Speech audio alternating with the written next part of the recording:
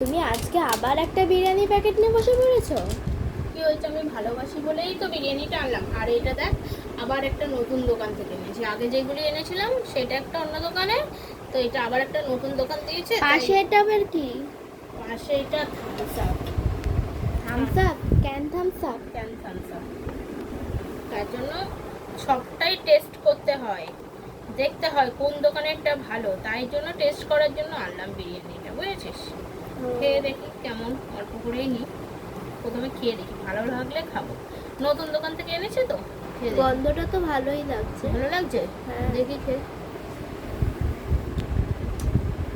কিন্তু অতটা টেস্ট না। টেস্ট না? না, নুন বেশি, গন্ধ, ভালো না, ভালো না? চলবে না। আরে বাবা, তাহলে এই দোকানদার আনবে না? না, এই জন্য তো টেস্ট করলাম। নতুন দিয়েছে, সবার বিরিয়ানি কি ভালো হয় খেতে? একদম ভালো হয়নি।